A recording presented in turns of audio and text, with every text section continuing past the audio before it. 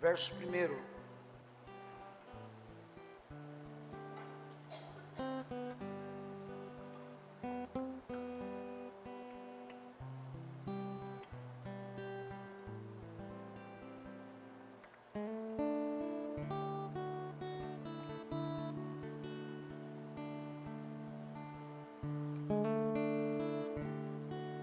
Todos encontraram? Diz assim: eu mesmo, irmãos, quando estive entre vocês, não fui com discurso eloquente, nem com muita sabedoria para lhe proclamar o mistério de Deus, pois decidi nada saber entre vocês, a não ser Jesus Cristo, a este crucificado. Fui com fraqueza, temor e com muito tremor que estive entre vocês. A minha mensagem e a minha pregação não consiste em palavras persuasivas de sabedoria, mas consiste em demonstração do poder do Espírito. Diga assim comigo: demonstrar o poder do Espírito é bíblico.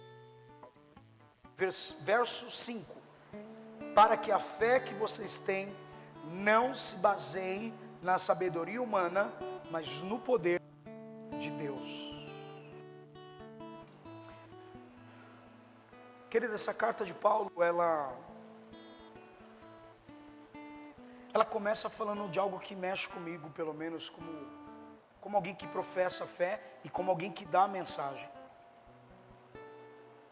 Nós temos vivido dias de uma palavra que na teologia chamamos de ceticismo. Eu preciso ter um apoio ou alguma coisa para que eu possa então colocar minha fé e acreditar e confiar naquilo. Deus precisa me dar uma palavra para eu poder confiar nele, e não deveria ser assim. E muitas das vezes esse texto, ele me chama a atenção, porque Paulo fala sobre o discurso. Teologicamente, quero falar o que acontece aqui. Paulo está na sua segunda viagem missionária, quase no finzinho dela. Ele chega na cidade portuária, que era Corinto. A história diz que havia duas potestades, demônios que prendiam as pessoas. Era uma cidade rica, comercial, e que uma chamava Apolo ou Apolion. Ele era o Deus que era adorado naquela época já por homossexuais. O segundo Deus que era adorado naqueles dias era Diana. E quando Paulo chega na cidade, se você ler Romanos 1, ele está em Corinto escrevendo porque ele viu o quadro da cidade. Aproximadamente havia 10.000 prostitutas que usavam o seu corpo naqueles dias, obviamente, para poder se autossustentar, que adoravam essa deusa. Os homossexuais, se você ler Corinto, Paulo vai falar sobre isso, os afeminados, por isso que ele fala. E naqueles dias não era somente a imoral e a decadência da sociedade que estava, então, permitindo que a cidade de Corinto era uma cidade destruidora. Para quem pudesse somente ir lá para comércio era boa, mas quem pudesse residenciar deveria, muitas das vezes, criar um bloqueio ou aceitar a influência da cidade. Paulo olhou e viu uma cidade promissora para pregar o evangelho. Pois bem, uma outra coisa que eu quero abordar, que é o que o texto diz, naqueles dias havia o berço da sabedoria. Os gregos, os pensantes, os filósofos habitavam nesse lugar. E era muito comum na praça de Corinto ter discurso e de eloquência ao meio da praça de filosofias humanas. Se você ler as duas cartas de Corinto, Paulo é questionado sobre o seu ministério apostólico. Ele fala que muitos falsos apóstolos se levantaram para poder então perverter a mentalidade, ou seja, uma mistura de cristianismo com conhecimento humano. E é isso que o texto está tratando. Ele fala: estive sobre vocês, quem? Com os gregos, e levei fraqueza, e não fui somente saber o Cristo crucificado. Se você ler segunda carta de Coríntios, capítulo 12, versículo 12, ele fala sobre os sinais do ministério apostólico: milagres, prodígios e maravilhas. Por que ele estava dizendo isso? Ele estava falando que a mensagem que ele carregava tinha o poder de Deus nela, e experiência do Espírito, ao ponto de convencer as pessoas pelo poder de Deus, não mais pela filosofia humana. Se você chegasse com eloquência lá, Vitor, não acontecia nada. Tinha pessoas, como Apolo era um homem eloquente. Corinto fala da história dele, em Atos também. Se eu chegasse todo estudado, todo formal, não adiantaria nada, não chamaria a atenção do povo. Então Paulo vem, escreve essa carta para trazer para nós um diagnóstico da cidade.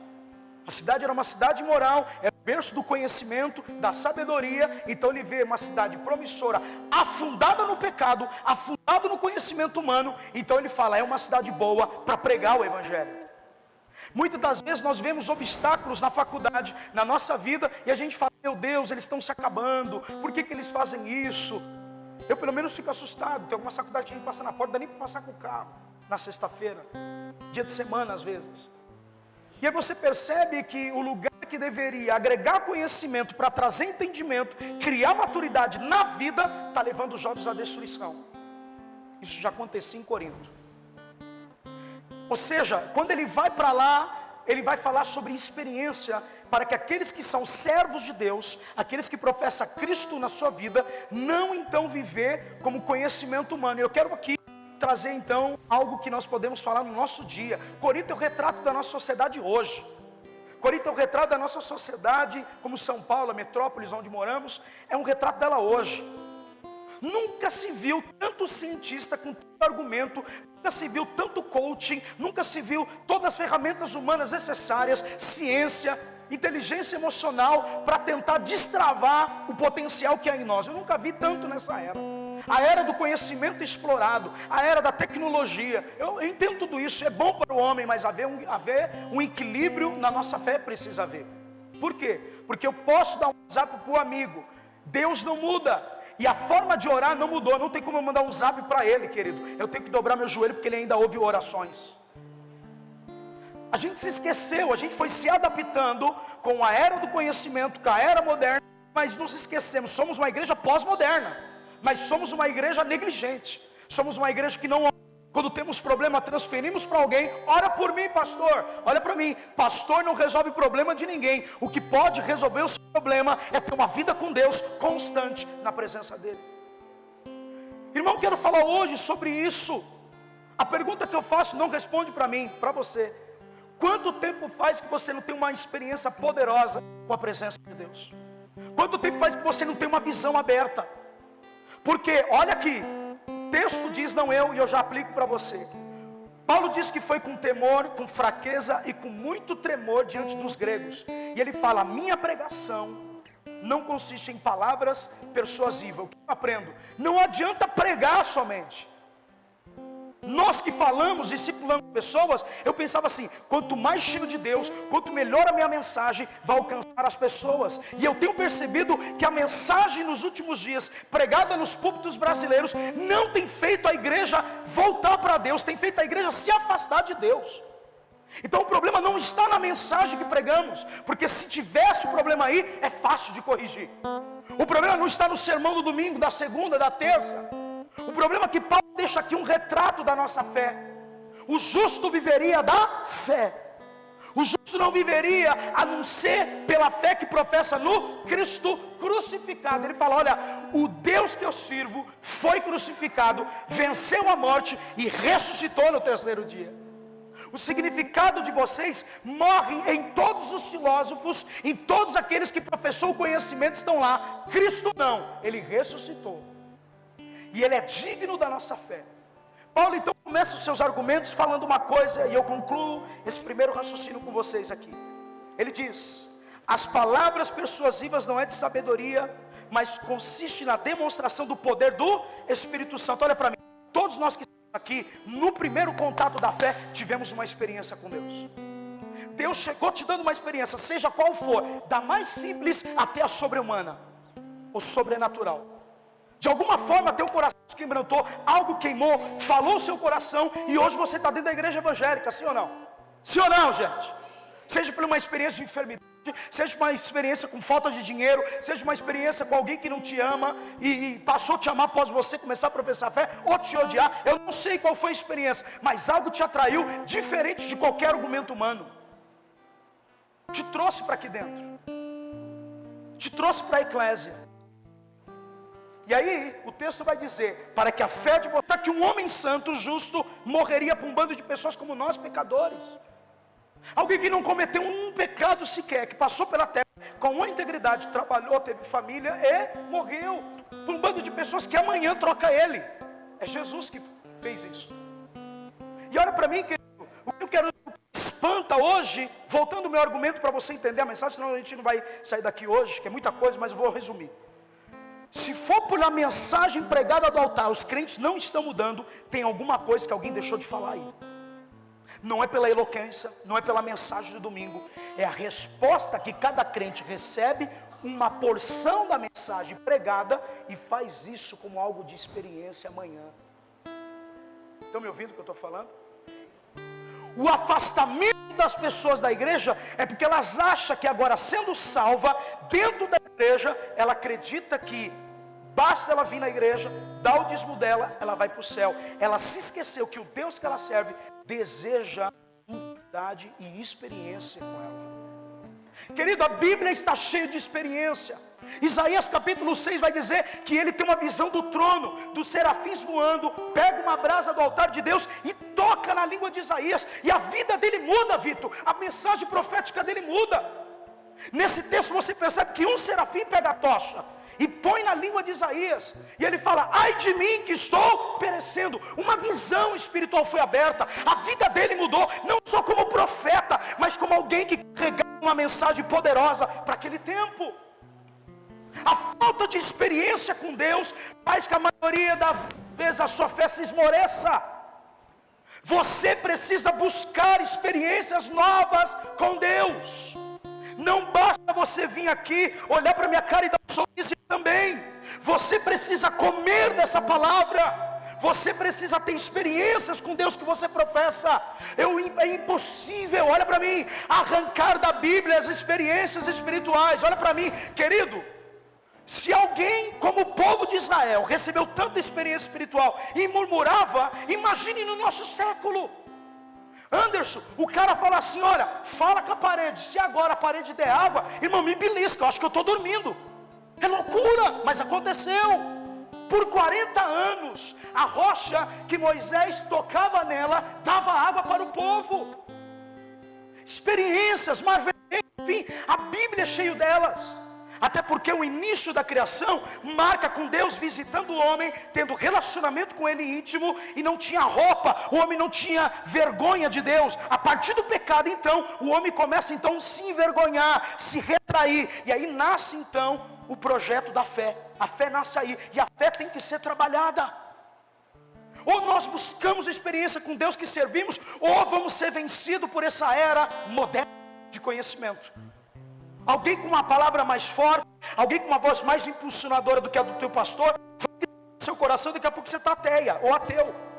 Daqui a pouco você não acredita em mais nada. O sobrenatural e a experiência de Deus, a igreja não nasceu no ar-condicionado, a igreja não nasceu e dentro de uma faculdade teológica. A igreja de Atos dos Apóstolos nasceu pelo derramar do Espírito Santo, de algo divino que aconteceu, baseado em mensagem de homem que professou que nos últimos dias morreu e não viu cumprir. Mas Pedro e os apóstolos e a igreja primitiva experimentou esse tempo. Infelizmente, os crentes se afastam de Deus e da igreja e rumam a desculpa para tudo. Não assume sua responsabilidade de ter suas próprias experiências com Deus. A falta de experiências com Deus vai fazer com que toda hora sua fé esteja morta. Vai fazer com que toda hora você questione a Deus quando der errado. A minha vida foi marcada de experiências. Essa semana eu tive uma. Então nós precisamos entender que o nosso problema, querido, não está somente na mensagem que se prega, na falta de cuidado. A igreja não cuida de mim, não é isso. Eu só preciso de domingo na igreja, de semana. Cara, busque na semana fazer um altar, seja com um pouquinho de tempo, mas seja constante. É 10 minutos? É 10 minutos segunda, 10 minutos terça, daqui a pouco não é mais 10. Alguém está me ouvindo? Sem experiência com Deus você não vai chegar a lugar nenhum. Você não pode basear a tua fé na experiência dos pastores. Você não pode basear na sua fé como alguém, ou seu amigo, ou sua irmã teve uma experiência divina e você ainda não teve. Eu quero profetizar que Deus vai te dar uma experiência essa semana espiritual. Olha para mim, João, Evangelho de João capítulo 20, versículo 11. A palavra diz que Maria, ela vai até o sepulcro, e quando ela olha só, para o fundo da sepultura, ela está em lágrima, quebrantada, chorando. Sabe o que aparece para ela? 2 anjos, Vitor. Primeiro ela tem uma visão aberta, fala comigo, visão aberta, de 2 seres sobrenaturais. A Bíblia diz que enche de luz aquele lugar. E aí os anjos falam com ela: o que procura entre os mortos aquele que está vivo. Além de ela ter uma visão aberta, ela teve uma visitação. Para uns, Deus vai dar sonhos proféticos. Para outros, Deus vai dar visão aberta. Para outros, Deus vai visitar pessoalmente. Mas a igreja precisa voltar a crer no sobrenatural. A igreja precisa voltar a orar para que as experiências não saiam dessa casa, não saiam dentro da igreja do Senhor, para que continue manifestando o evangelho de graça, da salvação, da redenção, para que a humanidade seja alcançada. Louvado e engrandecido seja o nome do Senhor. A mensagem só tem efeito se o poder de Deus está em nós, o Espírito Santo. Não adianta eu estudar muito. Salomão, o homem mais sábio, diz: muito estudar enfada a carne, cara. Você fica doido. Comigo. A Bíblia é baseada nas experiências. O poder da experiência faz com que sua fé seja mais firme. Pedro afundou, mas o cara andou sobre as águas por 2 vezes. Alguém está comigo? Quando ele olhou para a tempestade, então o sobre-humano parou de acontecer. E ele precisou da ajuda de quem? De Jesus, para levantar ele novamente, andar sobre as águas e pôr ele no lugar seguro, que era no barco. Ele está dizendo: olha para mim, querido. Sabe o que eu aprendo? A gente olha muito para Pedro andando sobre as águas, mas eu olho para Jesus, aquele que tem o poder sobre tudo que foi criado. Ele governa esse mundo. Jesus não perdeu o controle da igreja. Jesus não perdeu o controle da palavra. Ele não perdeu o controle das pessoas. São as pessoas que não estão vivendo uma vida autêntica e espiritual com Ele. Quero continuar concluindo o raciocínio. Paulo então vai para essa cidade para disseminar, pregar o evangelho, ensinar aquelas pessoas a ter o poder de Deus na sua vida. A igreja de Corinto tinha dom, sim ou não? A igreja de Corinto tinha cuidado. A igreja de Corinto tinha tipos de pecado que, irmão, na igreja de Corinto, agora, eu vou falar aqui algo para você. Na igreja de Corinto, tinha alguém que se deitou com a mulher do pai. E você fica escandalizado com os pecados do dia de hoje, mas naquele dia já existia isso, irmão. Só leia a Bíblia. Então a gente se escandaliza com coisas, mas a gente não tem fome e sede de Deus para poder ter uma experiência. Olha para mim, o que a gente está fazendo agora é lembrando da morte e da ressurreição até que Ele venha. Então é um memorial simbólico, mas é um memorial santo, mas é um memorial espiritual que Ele deixou. E outra coisa que eu concluo, essa primeira parte, que hoje eu não vou alongar, já vai dar 8 horas. A Bíblia diz... capítulo 12 de Atos, corre comigo lá, quero ler com vocês.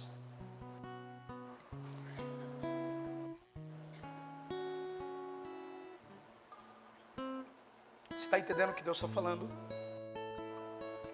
É engraçado, Anderson, que em Isaías o serafim pega a tocha e toca no profeta, mas em Jeremias Deus toca na boca do profeta, o próprio Deus.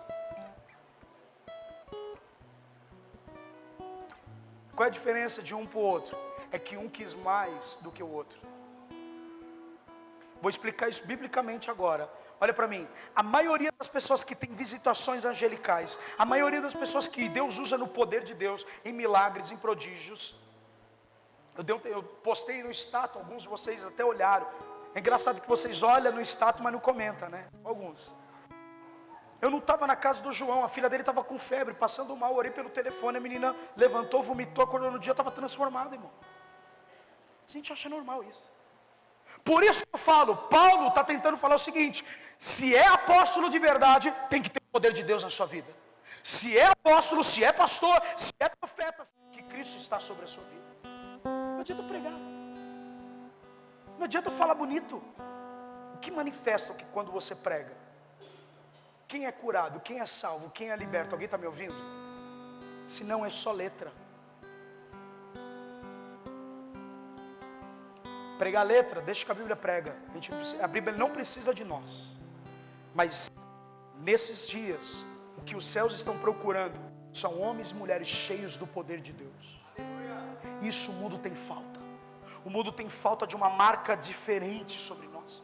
O mundo está ansiando, irmão, o que tem de pessoas enfermas em hospital. Você vai chegar lá e falar, Jesus te ama, não vai resolver. Você tem que pôr a mão e orar pelo enfermo, e o enfermo vai ser curado, aleluia. Você está entendendo, irmão? Quem está oprimindo os lares são demônios. Nos cultos não cai mais os demônios. Por quê, pastor? Porque parece que é falta de caráter. E falta de caráter vem pelo ensino para ser curado. As pessoas não se arrependem do seu pecado. Elas inventam uma própria teologia para argumentar os seus erros. Elas acham que é normal, que Jesus abomina. Aquilo que é normal para nós, Deus detesta a nossa vida, irmão. Deus não perde tempo quando Ele te escolheu. Ele viu suas limitações, mas você precisa ser condicionado ao chamado que Ele tem na sua vida. Você precisa ser condicionado a isso. Você precisa ter interesse no Espírito, caminhar com Ele, ter comunhão com Ele, desejar mais dEle na sua vida, para que o poder de Deus encha você, te limpa, sube como energia e derrame algo novo e espiritual novamente na sua vida. Você não deseja mais isso, mas deseja pecar. Você não deseja coisas espirituais, mas deseja ficar na vida que você está levando. Eu tenho uma palavra para te dar. Você vai prestar conta no grande dia. E eu também. Não sabemos mais orar, gente, é incrível. E eu posso falar, 70% dessa igreja não tem experiência com Deus. E não é julgamento. Se eu sou pastor, eu conheço minha ovelha. Não tem. Porque se tivesse, eu não teria os problemas semanais que eu tenho. Ai, pastor, eu estou me sentindo tão sozinho. Como assim? 28:20 de Mateus diz que eu estou convosco até a consumação. Deus está comigo, mas eu não estou com Ele. Eu estou na minha própria vida. Está entendendo o que eu estou falando? Deus só está comigo quando eu preciso dEle. Quando eu não preciso, eu estou com o mundo. Quando eu não preciso, eu vou buscar em outro lugar aquilo que eu deveria buscar na eternidade. O problema da igreja do Senhor, o problema dos cristãos é isso. Eles se afastam de Deus e culpam Deus porque Deus não respondeu suas orações. Quero te dar um segredo aqui. A Bíblia diz, Isaías 40, verso 1: esperei com paciência no Senhor e Ele ouviu o meu. Inverte. Você pode até orar, mas a resposta de Deus vai vir no tempo dele, não no seu. Você pode orar, Ele está te ouvindo. Oi, está me ouvindo falando? Deus está te ouvindo. Deus está te ouvindo. Mas a resposta vai vir no tempo dele para você. Espere então com paciência. Não buscamos. Irmão, olha esse texto que lindo. Vamos ler Atos 12. Diz assim: nessa ocasião o rei Herodes prendeu alguns e pertenciam à igreja, com a intenção de maltratá-los. Mandou matar à espada Tiago, irmão de João. Vendo que isso agradava os judeus, prosseguiu prendendo também a Pedro durante a festa dos pães sem fermento. Olha aí o pão sem fermento hoje. Ele vem e fala assim: tendo prendido, lançado no cárcere, entregou a seus guardas para 4 escoltas do quadro soldados cada um. Herodes pretendia submetê-lo, julgamento público depois da Páscoa. 5. Pedro então ficou detido na prisão, mas a igreja orava intensamente a Deus. Diga comigo, a igreja orava intensamente. Fala de novo, a igreja orava intensamente. Intensamente, sabe o que é isso? Apaixonadamente, gastando tempo até que Deus faça alguma coisa. Você quer que Deus mude sua vida? Então continue orando, porque certamente os céus vai se abrir sobre a tua vida, vai resgatar quem você está orando, vai transformar a sua vida. Eu profetizo que Deus vai nos dar novas experiências nessa era, experiências que outra geração não viveu e que nós vamos viver para poder amar uma multidão para Jesus. Presta atenção nisso. A igreja orava intensamente. O líder da igreja foi preso injustamente porque pregava o evangelho. estava ameaçando a religião da época. Alguém está comigo? Irmão, eu vou falar para você que está visitando, nós somos uma igreja bíblica, tá? Só para te falar. Se acostuma, se você quer ficar com a gente, é Bíblia só prego isso. Se eu tirar a Bíblia da minha vida, eu não tenho mais o que falar. Costuma, quem está na casa já sabe como é. Então volta aqui comigo. Na noite anterior ao dia que Herodes iria submeter ao julgamento, diga assim, na noite anterior ia acontecer algo. O julgamento de Pedro. Olha isso, estava dormindo entre eles 2 soldados presos com 2 algemas, sentinelas montavam a guarda e a entrada do cárcere. E repentinamente apareceu um anjo do Senhor. Repentinamente apareceu um anjo do Senhor e uma luz brilhou na cela. Ele tocou o lado de Pedro. Irmão, o anjo tocou o apóstolo. A igreja orava, no dia seguinte ia ser o julgamento. Havia uma escota terrível para não deixar Pedro fugir. Mas a Bíblia diz que de repente, diga para o seu irmão, de repente pode acontecer uma experiência nova na tua vida. Eu profetizo isso, irmão. Deus precisa te dar novas experiências para que a sua fé estique, aumente, cresça. Senão você fica acostumado nessa dia que você está vivendo. Você não crê na língua, não crê nos dons. Isso aqui, ó, vou falar para você uma coisa aqui. Pular, saltar e orar em línguas, isso aqui é rasinho, tá? Deus tem coisas superiores para nós. Isso aqui é só o comecinho, o beabá do evangelho. Pular e orar em línguas é o comecinho. Vai para águas mais profundas, porque é esse lugar que Deus quer levar a igreja dele de novo. Eu profetizo, quem acredita, abre a tua boca aí e diga assim, Deus me dá novas experiências. A igreja precisa ansiar por essas experiências. A igreja precisa entender que foi assim que ela foi criada desde Atos. Não é agora não, minha filha. É Atos dos Apóstolos na nossa direção. E olhar o fim dela em Apocalipse. Olha para mim, o livro de Apocalipse que fala do céu que você acredita, foi escrito como? Visão inteira o livro, Vitor. É um arrebatamento de sentido. E você acredita em Apocalipse por quê? E não acredita nos dons? Como assim? Fica com alguma coisa aí, porque agora sua fé está confusa. Não estou te entendendo. Você acredita num livro que teve uma visão inteira? Diga para o seu irmão, a Bíblia inteira foi numa visão. Foi experiência. A Bíblia é escrita por experiências de homens de Deus e mulheres de Deus, gente. O apóstolo, olha aqui, gente, ele sai milagrosamente. Olha isso. De repente apareceu um anjo, a luz brilhou na cela, tocou o lado de Pedro e acordou ele. Diga para o seu irmão, o anjo vai te acordar na madrugada. Nunca teve isso, cara. Vou falar de mim. Quem já ouviu a música Messias Vem? No meu CD. Tinha terminado o refrão dela. Estava no banho cantando, aleluia. Irmão, de repente, o anjo entrou dentro do banheiro e falou, sai que Deus tem uma palavra para você. Está me ouvindo o que eu estou falando? Acredite se você quiser, mas eu acredito que Pedro também viveu essa experiência. Não tem como arrancar isso da Bíblia, pastor Fernando. Não adianta. Não tem como arrancar isso da Bíblia, Vitor. A nossa fé está fundamentada no poder de Deus, na ação com céu e terra. Por isso que o Pai Nosso fala, venha a nós o teu reino, sobre esse reino caído dos homens. O mundo, olha para mim, jovens, a faculdade só vai piorar, tá? Você tem que se formar e dar um destino para lá. Ah, não me ouviu o que eu falei? Você tem que se formar onde você está e dar um destino para os filhos que Deus quer alcançar através de você. O mundo não vai melhorar, não espere. O Brasil não vai melhorar. O que vai melhorar é a igreja do Senhor comprometida com a palavra e trazendo identidade do Pai para os filhos que estão perdidos. Precisamos viver isso. A experiência que Pedro viveu, olha como ainda, além de o anjo tocar e acordar o apóstolo, ele fala no 8, acompanha comigo. O anjo disse, vista-se, calce as sandálias. E Pedro assim fez e disse, ainda o anjo, põe a capa e segue-me. Diga para o seu irmão, Deus vai te dar a capa e vai seguir você. Saindo Pedro seguiu e não sabendo que era real. Diga para o seu irmão, às vezes a visão vem e você pensa que não é real. Está aí, ó. O Pedro, varô, você está entendendo? Pedro, o apóstolo, andava com Jesus. Ele teve dificuldade. Será que é minha carne? Será que é a visão de Deus? Quantas vezes a gente fica assim? Por quê? Porque tudo que sai do natural para o sobrenatural, você fica, opa, peraí, está alguma coisa diferente aqui. Esse é o céu derramando sobre você experiências novas, pega aí. Você precisa disso, cara. Sua fé precisa disso para crescer. A igreja precisa crer assim. A igreja veio até no século 21 assim. Por isso que nosso irmão assembleiano, o anjo de Deus está aqui. E é verdade, baseado em como isso.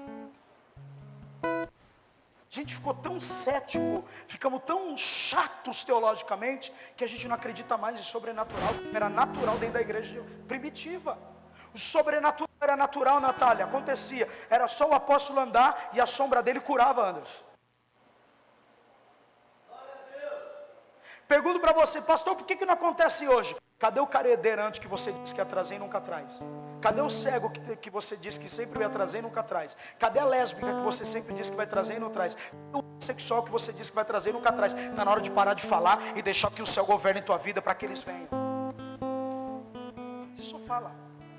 Fala e não age. Covarde. Tem medo, tem vergonha de Cristo. Só fica preso nessa mesquinha de vida. Deus precisa fazer alguma coisa. Aí enche tua barriga, você está satisfeito e não olha para o outro. Esse é o nosso evangelho egoísta. O nosso evangelho antropocêntrico, voltado ao homem, o homem no centro do evangelho. A maioria dos nossos louvores é o homem no centro. Quando a gente canta louvor na vertical, ele é santo. Ah, esse louvor não gosta, é muito chato. Ô queridona, o louvor não é para você não, o louvor é para Deus. A gente canta para ele, não para você. Quer aplaudir Jesus? Faça isso, irmão.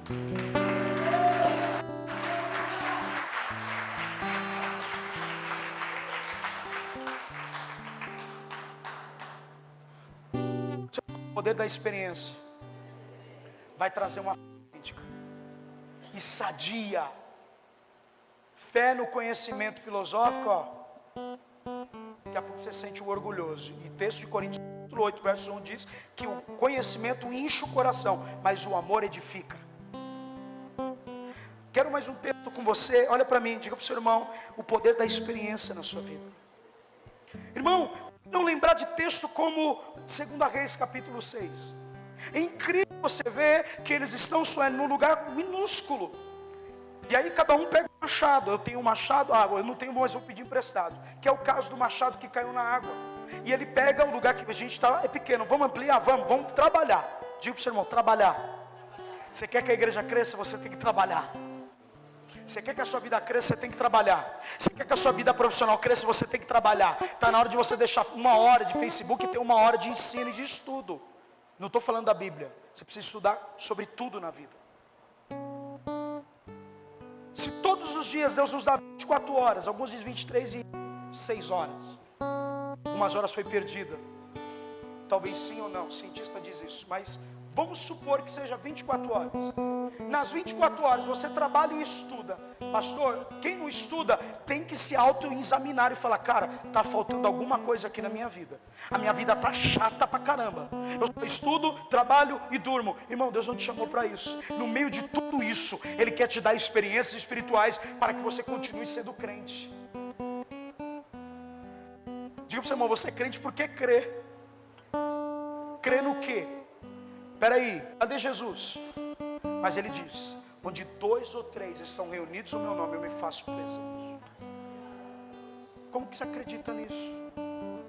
2 Reis marca a história desse homem. Mas vamos um pouquinho mais. Fala da história da Assíria. Eu quero ler só um texto com você e vamos concluir, 10 minutos. Olha o que diz a palavra. 2 Reis 6, versículo 15. Senhor, do homem de Deus levantou-se bem cedo pela manhã.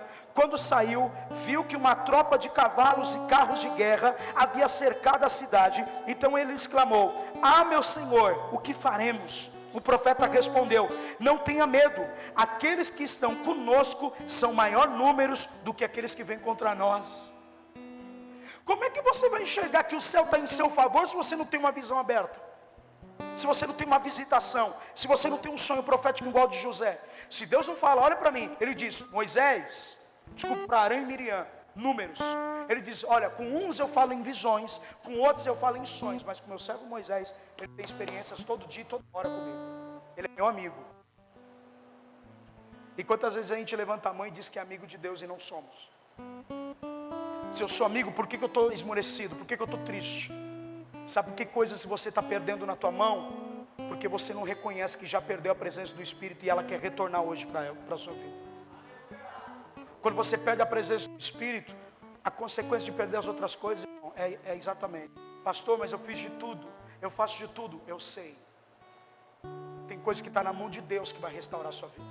Não é na sua mão, é na força dele, para que a sua fé não se apoie na força do homem, mas no poder de Deus. Você pode estar vivendo o sofrimento possível aqui, pode estar passando qualquer dificuldade aqui na terra, porque isso está treinando você no espírito e no seu caráter. Mas haverá o dia que estaremos diante dele e veremos como ele é. O texto vai dizer o seguinte: que Eliseu tinha um servo que estava do seu lado sendo discipulado com ele, como ele foi discipulado com o seu mestre Elias. Concluo. A Bíblia diz que ele viu o exército da Síria entrando com força em Israel, cercando a cidade, e ele ficou com medo, Carol. A Bíblia diz, não eu, que é o seguinte, ele fala assim: olha, estão vindo um exército numeroso aí. Eliseu, para tentar acalmar, o primeiro passo, diga para o seu irmão, é sempre no natural. Fala comigo. Irmão, fala comigo, sempre no natural. A primeira coisa que a gente precisa fazer é não espiritualizar tudo. Tem coisas que é natural mesmo. Primeira coisa que ele faz, uma resposta natural: olha, não tenha medo, porque existe um exército numeroso em nosso favor. Olha para o seu irmão e fala assim: se alguém fala para você, fala isso, se alguém fala para você que existe um exército numeroso em seu favor, nessa luta que você está brava, você fala: aonde? Que eu não estou vendo, sim ou não? Você fala: se eu tenho um exército a meu favor, como é que eu faço para enxergar? Está aí a visão. Quero ler com você. Olha o que o texto diz. E o profeta respondeu: não tenha medo, aqueles que estão conosco são numerosos. E Eliseu orou. Quer uma chave hoje? Volte a orar para que as experiências espirituais voltem para a sua vida. A Bíblia diz que Eliseu orou. E o que aconteceu depois de ele orar, pastor? Aconteceu o seguinte: o Senhor abre os olhos dele para que ele veja. Então o Senhor abriu os olhos do rapaz, que olhou e viu colunas cheias de cavalos de guerra e de fogo ao redor de Eliseu. Irmão, se você não tiver experiências com Deus, não olha para mim. Oração, aprenda isso. Oração não é para guiar Deus e fazer alguma coisa por você. A oração é para que Deus te guie, para que você ouça Ele e ande no caminho que Ele vai te direcionar. Não, vou falar de novo. Oração não é para mover a mão de Deus e te guiando para aquilo que você deseja. Não, pastor, não. A oração é você que não sabe para onde vai, porque quem é guiado pelo Espírito é o Espírito quem guia. Então por que eu oro? Eu oro para ser guiado pelo Espírito e Deus me dá uma direção na hora da dificuldade.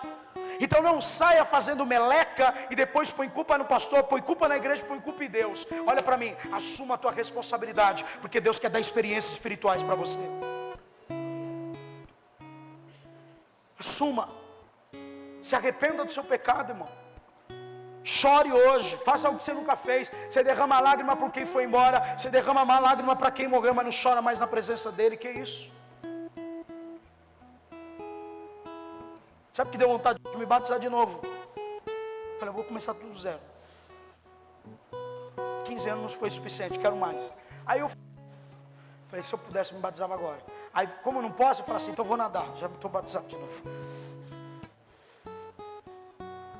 Desejo de limpeza, desejo de ser uma pessoa melhor para a sociedade, não ser um cristão.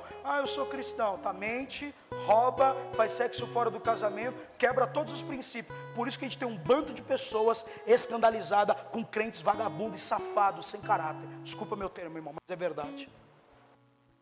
Você fala que ama Jesus, mas se comporta como tá crente. Tem amor nisso, tá? No que eu estou pregando, tá, irmão? Olha para mim, tem amor nisso. Hoje é dia de correção. Não se escandaliza, porque quando você peca, você não fica escandalizado, não é? Você não gosta? Mas na hora de reconhecer, por que seu coração está duro? Se quebrante, porque Deus quer transformar você. peça de novo a glória de Deus no seu espírito. Peça de novo o desejo por essa palavra santa que está sendo transmitida. Religiosos e temente a Deus. O texto está dizendo que eles eram religiosos e temente a Deus. Escuta, olha o que diz agora. Dava muitas esmolas ao povo. Algumas traduções davam ofertas. E orava continuamente a Deus. Certo dia, por volta das 3 horas da tarde, ele teve uma visão. Viu claramente um anjo de Deus que se aproximava dele e dizia: Cornélio. Atemorizado, Cornélio olhou para ele e perguntou: quem é o Senhor? O anjo respondeu: suas orações e suas esmolas subiram como oferta de memorial diante de Deus. Todas as ações que eu faço aqui, pastor, aqui na terra, pelas pessoas, Deus vê lá em cima. É claro, o texto está dizendo. Tudo que eu faço de bom para as pessoas, gente. Cuidar de pessoas é bom. Cuidar de pessoas o céu reconhece. Ofertar é algo generoso, é algo bíblico. A Bíblia diz que ele era um homem que dava esmola continuamente. Então o que eu aprendo aqui, concluo, a vida de experiências que Deus quer que eu venha ter em você, ela vai vir por intermédio da oração. Não tem como ter experiência sem orar. Se arrancarmos as experiências da palavra e da nossa vida, o que sobra da nossa fé? Não sobra nada. Se arrancar o poder de Deus da igreja, a igreja fica morta, ou já está. O que convence as pessoas do pecado é o poder do Espírito na mensagem que professamos. Nós não somos juiz para condenar ninguém, mas também não somos Deus para santificar ninguém. Quem faz isso é o Espírito Santo, aleluia. A visão do homem é de um anjo falando da sua resposta, falando das suas boas obras, falando do que ele fazia. Eu tenho 5 minutos para meu sermão. E ele dá uma resposta muito gloriosa. Olha o que diz aqui: agora mande alguns homens a Jope para trazer um certo Simão, também conhecido como Pedro, que está hospedado na casa de Simão, o curtidor, que fica perto do mar. Depois que o anjo lhe falou, se foi. Cornélio chamou 2 dos seus servos. Espera aí, querido, olha para mim, vamos para a história teológica. Romano não se dava com judeu. Judeu odiava o romano. Um romano está clamando, o anjo visita a casa do cara. Primeiro, a família dele não era batizada nas águas, não tinha reconhecido Cristo ainda, mas orava a Deus e tinha uma experiência. E quantas vezes a gente zomba do espírita, zomba do católico? Eles estão tendo as experiências dele. E crentes aqui não têm experiências com o Deus que professa. Até quando a gente ficar julgando os outros?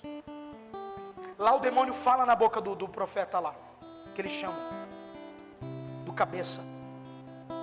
E aqui na igreja a gente está tipo assim, cheio de problema. Irmão, transfere sua necessidade para o céu, para que o céu te supra e responda às suas orações. Busque suas experiências, não só no domingo. Dê uma resposta amanhã. Tem uma disciplina. Esse homem orava todo dia 3 da tarde. Está entendendo, gente? É uma disciplina. Eu ouvi ontem o testemunho da Márcia. Ela falou assim: olha, eu quero agradecer a minha mãe. Que mãe? A Camila. Como assim? A Camila começou um propósito com algumas mulheres todo dia meia-noite. Eu lembro que ela estava lá, estou sem bateria, eu tenho que correr para quê? Meia-noite. Falar, oração, não posso falhar com as mulheres. Sabe o que aconteceu? A mulher deu testemunho e falou assim: algo me limpou, transformou eu de dentro para fora. Ela estava mancando, não conseguia andar. Ontem estava de pé, até sambou quase, andando normal. Uma semana Deus curou ela. Alguém pode ouvir isso aqui? Irmão, Deus está fazendo. Você parou de acreditar ou não? Você parou de acreditar na tua igreja, no seu pastor, por conversas paralelas, por fofoca, por mentira. Mas um arroz, ninguém bate na minha porta para perguntar se tem, ô Luciana. Ninguém pergunta para mim se eu paguei minhas contas, mas todo mundo tem as contas quitadas. Então, irmão, se eu não buscar do céu, não vai ser de vocês que eu vou receber. Vou receber o que o céu tem para mim. O que eu quero dizer e concluo nesse texto aqui? Deus está visitando Cornélio, um gentio, que somos nós, não judeus. Um cara que era romano, que não se dava com o judeu, que era Pedro. Só que Pedro estava convertido. Olha o texto comigo agora. Diz a palavra de Deus no verso 9: no dia seguinte, passou um dia, por volta do meio-dia, enquanto eles viajavam e se aproximavam da cidade, Pedro subiu ao terraço para o quê? Orar. Procura um lugar na sua casa, levanta a tua mão, Deus vai te dar um lugarzinho especial. Eu quero profetizar que tua casa é um pedacinho do céu. Eu quero profetizar que sua vida vai ser algo diferente a partir de hoje. O céu vai governar tuas vontades, o céu vai governar a tua vida. O lugar que você está tendo opressão, Deus vai arrancar esse demônio de lá e vai manifestar algo sobre-humano na sua vida, e a resposta das suas orações serão ouvidas.